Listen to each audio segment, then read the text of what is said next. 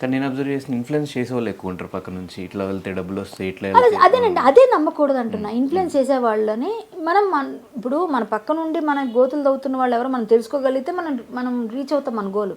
లేదు అని వాళ్ళ దానిలోకి మనం లాగబడిపోయాం అనుకోండి, మనం కథమైపోద్ది అక్కడితో మన కెరీర్. సో అదే మనం బ్యాలెన్స్ చేసుకోవాలి, అదే కదా తెలియాల్సింది. ఇప్పుడు బాగుపడేవాడికి ఎప్పుడు ఎవరు చెడపలేరండి, చెడిపోవాలనుకున్న వాడికి ఎవరు బాగుపెట్టలేరు. కాబట్టి మనం ఏదైనా మన చేతిలో ఉంది.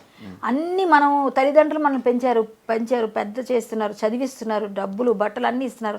వాళ్ళని బాధ పెట్టే పని నువ్వు చేయకూడదని నీకు బుద్ధి నీకు ఉండాలి. వాళ్ళు నాకు ఇచ్చారు, నేను వాళ్ళు నిలబడాలి, వాళ్ళకి గర్వంగా చెప్పుకో. ఇప్పుడు పార్టీలో దొరికిందండి, డ్రగ్స్ తీసుకుందండి మీ అమ్మాయి అంటే వాళ్ళకి బాగుంటుందా? అబ్బాయి తీసుకున్నాడంటే బాగుంటుంది తల్లిదండ్రులకి? అయ్యో ఇదారా నేను పంపకోని వాళ్ళు బాధపడతారా? అది నువ్వు ఇవ్వకూడదు. వీలైతే నా కొడుకు చాలా మంచి పొజిషన్కి వచ్చాడు, నా కూతురు మంచి, అది ఇవ్వు. అది నువ్వు ఇవ్వాల్సి, నువ్వు రుణం తెచ్చుకుంటే. ఇలాంటివి కాదు, ఎవడో చెప్తాడు కోనికిసుక గొట్టంగాడు, అందరూ చెప్తాడు ఆడికి ఏదో మందు పోయించాలి కాబట్టి నీ దగ్గర డబ్బు ఉంటే రా మనం వెళ్దాం, మన అజ్జేద్దాం ఇజ్జేద్దాం సూపర్ ఉంటుంది అని ఆడి నీకు గిలుతాడు. ఎందుకంటే ఆడికి డబ్బులు నువ్వు పెడతావు కాబట్టి. నువ్వు ఆ డబ్బులు నువ్వు పెట్టడం కలవు అన్నప్పటి వరకు నీతో మాట్లాడు బాగానే, నువ్వు ఏ రోజు పెట్టలేవు ఆ రోజు నేను పే అంటాడు వాడు. అది తెలుసుకునే సంఖ్యలో ఎడిక్ట్ అయిపోతారు.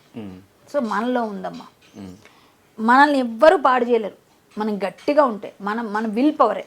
మనం గట్టిగా లేవనుకో, నాకు తెలియని పార్టీలు ఉన్నాయా, నాకు తెలియని ఇండస్ట్రీలో ఎక్కడైనా ఏమైనా ఫంక్షన్స్ ఉంటాయా, ఎందుకు మరి మేము ఏమి నేర్చుకోలేకుండా వచ్చాం? మరి మనలో ఉండాలి కదా విల్ పవర్, గట్టిగా ఉండాలి. నేను నిన్నటి వరకు కూడా మీరు ఎక్కడున్నారు ఏంటో అసలు జనాలు కూడా మర్చిపోయారు. అసలు కళ్యాణ్ గారు ఏమైపోయారు, సినిమాలు చేయట్లేదు, ఎక్కడ కనిపించట్లేదు. ఎవరు చెప్పారండి? ప్రతి నెల మీకు లాస్ట్ మంత్ చూపించినా ఈ మంత్ చూపించినా ప్రతి నెల మీరున్నారు. అసలు నన్ను గుర్తుపెట్టుకోలేదు మీరు. ఒకటి చెప్తా, సోషల్ మీడియాలో నేను కనబడినట్టుగా ఎవరు కనబడరు. సోషల్ మీడియాలో చెప్పట్లేదు, సినిమాల వైజ్ కానీ బయట అట్లా. ఓకే అదా, ఓకే. సోషల్ మీడియాలో నేను హల్చల్ చేయకపోయినా జనాలు చేపిస్తుంటారు, నేనేం చెప్పినా. అదే మరి మర్చిపోయారు అనగా, మీరు ఏం మాట్లాడినా కూడా అది వైరల్ అయిపోతుంది. అదే కదా, నేను ఏదో ఉన్నది అన్నట్టు మాట్లాడతా.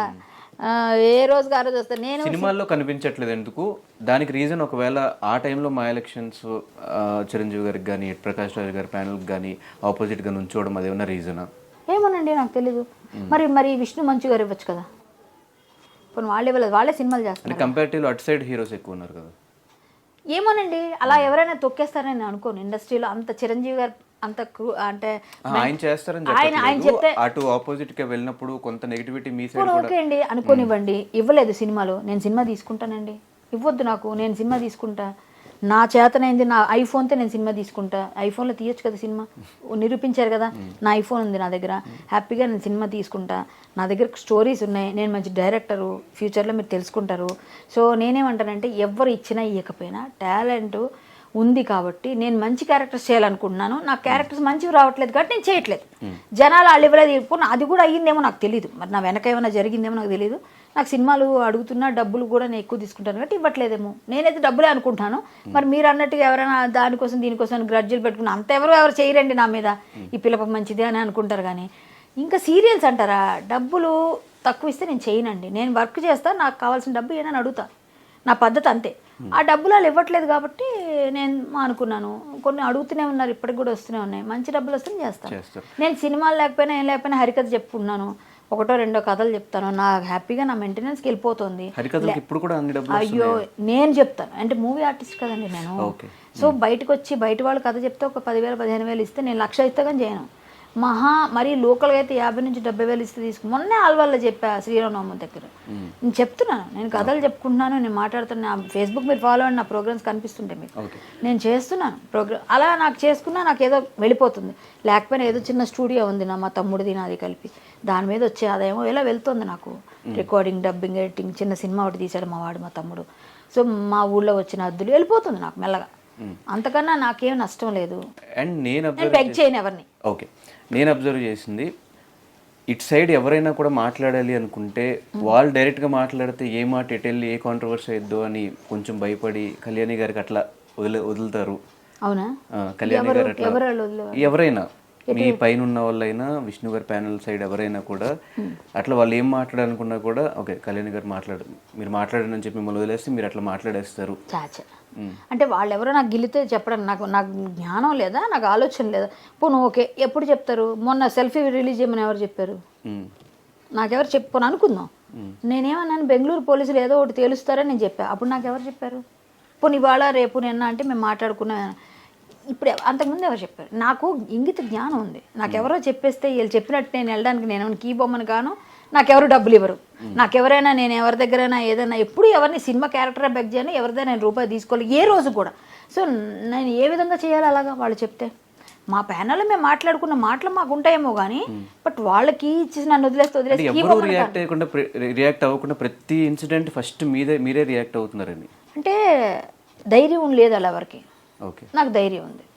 ధైర్యం లేదు, ఏదైనా నిలబడతాను, కాన్సిక్వెన్సెస్ ఏమైనా ఫేస్ చేస్తాను. నేను చాలా విషయాల్లో నిలబడ్డాను. నేను అన్నది నిజాలు అయ్యాయి. మీరు ఎన్నో ఎగ్జాంపుల్ చెప్తా. నేను ఆ కృష్ణుడి విషయంలో నిలబడినప్పుడు మా అసోసియేషన్ నన్ను బయటికి తీసేసింది. నన్ను సస్పెండ్ చేశారు. నేను చేయలేదు తప్ప అక్కడ. బట్ ఒక పెద్ద నటుడిని నువ్వు అన్నావని చెప్పి నన్ను తీసేశారు. సరే నేను దాన్ని ఒబే చేశాను. ఎందుకంటే ఓకేలే వాళ్ళ ఉద్దేశం వాళ్ళ పర్సెప్షన్ అది, కానీ కోర్టు నాకు తీర్పిచ్చింది. సో అక్కడ నేను తప్పు చేయలేదంటే కోర్టు ఒప్పుకుందిగా. వీళ్ళందరూ అప్పుడు మళ్ళీ ఇప్పుడు నన్ను ఎందుకు తీసుకున్నారు లేకపోతే కదా. అలాగే ఇప్పుడు నేను ఏదైనా మాట్లాడేటప్పుడు అవతల వాళ్ళు మీరు ఇది ఎందుకు అనుకోవట్లేదు, ఈవిడ తప్పు చేస్తే ఈవిడ కూడా అందరిలాగా దాక్కునేది కదా, ఈవిడ ధైర్యంగా మాట్లాడుతుందంటే ఈవిడ దగ్గర లొసుగు లేదు, తప్పు లేదు, ఈవిడ నిజాయితీ ఉందని మీరు ఎందుకు అనుకోవట్లేదు? ఎవరో ఇంజెక్ట్ చేస్తే నేను మాట్లాడుతున్నాను అనుకుంటున్నారు. ఏ లేడీ కమెడియన్ కానీ ఏ లేడీ ఆర్టిస్ట్ కానీ ఎవ్వరు కానీ వాళ్ళకుండే ప్రాబ్లమ్స్ ఏమైనా బయటకు వస్తాయేమో. అంటే బేసిక్గా అది కూడా తప్పు కాదు. ఇప్పుడు పార్టీస్లో స్పోక్స్ పర్సన్స్ ఎలా ఉన్నారు, పార్టీ పెద్ద ఏం మాట్లాడుతున్నా కూడా కింద స్పోక్స్ పర్సన్స్ ఎక్కువ మాట్లాడుతారు. స్పోక్స్ పర్సన్ కాదు కదా మా అసోసియేషన్కి ఏమి అట్లా అలా కూడా ఏమి ఇవ్వలేదు నాకు పోస్ట్. నేను joint secretary present as of now. నేను జాయింట్ సెక్రటరీ. నేను ఫ్యూచర్ నేను మళ్ళీ ఉంటానా లేదా మళ్ళీ కంటెస్ట్ చేస్తామా మళ్ళీ ఎలక్షన్ అవి తర్వాత విషయం. అది ఏది నేను ఏ పోస్ట్కి వెళ్తాను ఇక్కడే ఉంటాను తెలియదు. కానీ నాకేం స్పోక్స్ పర్సన్గా ఇవ్వలేదు, నేనేం తీసుకోలేదు. నేనేమంటానంటే మా అసోసియేషన్లో బైలాస్ ప్రకారంగా ఎవరు తప్పు చేసినా శిక్షిస్తారు కాబట్టి అదే మాట్లాడా. ప్లస్ వాళ్ళు వచ్చిన తర్వాత వాళ్ళు డెసిషన్ తీసుకుంటారు, అదే చెప్తున్నాను. నేను ఏ ఇష్యూ పైన ఎందుకు అంత నిక్కచ్చిగా నేను ఫస్ట్ నుంచి తీసుకోండి కాస్టింగ్ కౌచ్ నుంచి ఇప్పటిదాకా ఎప్పుడైనా నేను ఫస్ట్ ఎందుకు గళ చెప్తానంటే తప్పు చేయలే. ఎవడో ఏదో తప్పు చేస్తే కూడా నన్ను కొట్టిన విషయంలో కూడా నన్ను అందరూ నీకు మూసుకొని కూర్చోవచ్చు కదా అన్నారు. వాళ్ళందరికీ ఏం లొసుగులు ఉన్నాయి, వాళ్ళు బయటపడతారని ఎవరు రారు. నాకేం లేదు కానీ నేను ధైర్యంగా వస్తా, ధైర్యంగా మాట్లాడతా. నాకెందుకు భయం? నేను నా తిండి తింటున్నా, నా బట్ట నేను కడుతున్నా, నేనేమి ఎవరిని బెగ్ చేయలేదు. నా వరకు నేను చేసిన నిజాయితీ క్యారెక్టర్స్ చేశాను. సో నాకెందుకు భయం ఎందుకు ఉండాలి? ఎవరు మనల్ని కీ ఇస్తే నడిచి అసలు అలా అయితే హేమ గారు చెప్పు చేతుల్లో ఆవిడ కామ్గా అందరినీ దువ్వుతూ మాట్లాడుతున్నప్పుడు నువ్వు నాకు చెప్పేది ఏంటంటే ఆవిడతో ఎందుకు గొడవ వేసుకోవాలి అప్పట్లో మా అసోసియేషన్లో? సరే అక్క అని అంటే నన్నేమంటారుగా. నేను ఎవరికి లొంగి బతికే రకం కాదు. మనది కష్టం, మన పని మనం క్లియర్గా చేస్తాం. అండ్ మీ సైడ్ నుంచి మా ఎలక్షన్స్ టైంలో చెప్పిన మాట మా అసోసియేషన్ కొత్త బిల్డింగ్ ఉందండి ఇప్పుడు కూడా. అదే మీ అందరికీ అర్థం కావట్లేదు. మా అసోసియేషన్ బిల్డింగ్ విష్ణు గారు నార్సింగ్లో కొనేయడానికి రెడీ చేశారు. 1 year లోనే రెడీ చేశారండి. అప్పుడే చేశారు, అప్పుడే మీటింగ్ బెటర్ చేశారు. మీకు తెలియదు ఇంటర్నల్గా ఇంతకుముందు మీ మీడియాకు ఆహ్వానం ఉండేది, ఇప్పుడు లేదు కాబట్టి మీకు తెలియట్లే. సో అది ఆ బిల్డింగ్ అంతా రెడీ చేస్తారు. నార్సింగ్ వద్దు బాబు, పెద్దవాళ్ళు అంత దూరం ఎక్కడ వస్తాం, ఫిల్మ్ నగర్లో ఇది డిమాలిష్ చేస్తున్నారట ఇది ప్లేస్ని, ఇది మళ్ళీ ఫ్లోర్స్ కడతారు కదా మీరు ఇక్కడ తీసుకుంటా అంటున్నారు. ఆయన కూడా ఇచ్చాడు 2 ఆప్షన్, ఇది తీసుకుంటే ఇక్కడ తీసుకుందాం అంటే ఇక్కడ చేయించండి అని చెప్పారు. అది ఇప్పుడు ఆగిపోయింది, చేయలేదు, డిమాలిష్ చేయలేదండి. దానికి మనం ఏం చేయగలం? వాళ్ళు డిమాలిష్ చేస్తే ఈయన కొన్నాను ఇప్పుడు కూడా డబ్బులు రెడీగానే ఇస్తానని అని చెప్పాడు ఆయన.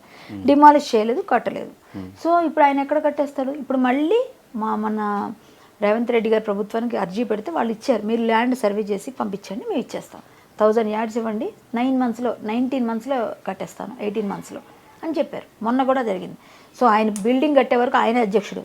మొన్న అందరూ తీర్మానం కూడా చేశారు. సో అంతవరకు ఎలక్షన్స్ ఉండవని అన్నారు. బిల్డింగ్ మొన్న అయిపోయిందిగా, మొన్న అంతా తీర్మానం అయింది. ఒక 2 years వరకు బిల్డింగ్ అయిపోవచ్చు, అయితే అప్పుడే ఎలక్షన్స్. ఓకే. సో ఫైనల్గా